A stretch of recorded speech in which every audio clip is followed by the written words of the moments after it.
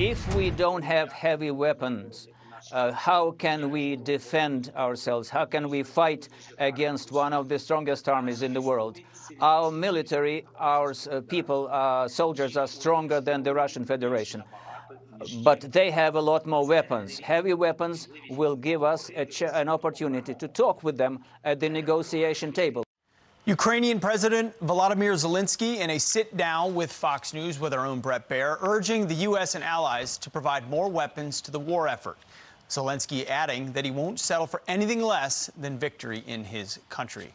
Here now to react, North Dakota Congressman Kelly Armstrong and Congresswoman Debbie Lesko of Arizona. Thank you both so much for being here.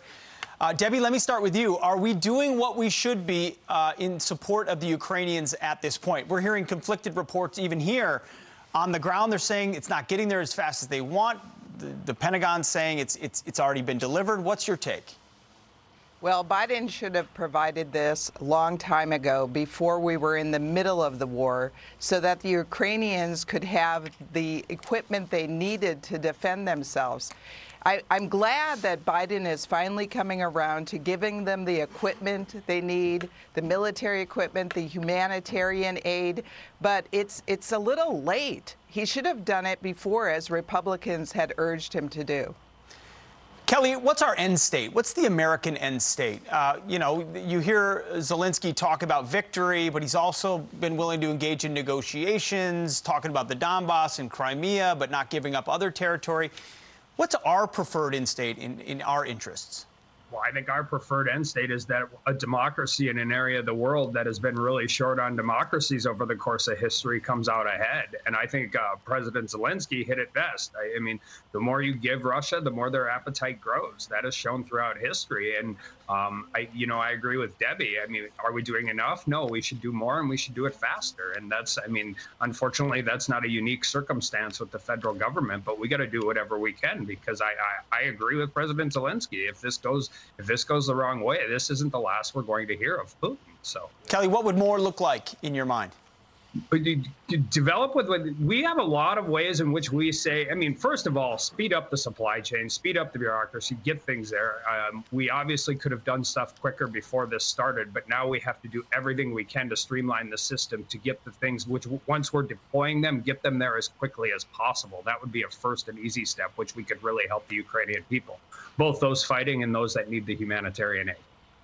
Let me switch gears real quick to here at home. Representative Lesko, the inflation rate just hit 6.5%. It's the highest in 40 years.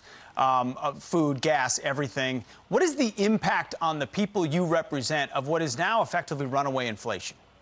Oh, my gosh. Since Biden has been in office, inflation has just gone through the roof. Prices have gone through the roof. In the Phoenix metropolitan area, we have the highest inflation in the entire country. It's 10.9%, almost 11%. People are feeling this in their pocketbook. Everywhere I go with their gas pumps, they have that little sticker that said, Biden did this. Our gas is at $4.70 a gallon. It is unsustainable. And Biden is a disaster. Let me stay with you, Representative Lesko, just for a quick second. The White House has attempted to spin this as a Putin problem, Putin price hikes. When you talk to voters, Democrat, Independent, Republican, where do they place the blame?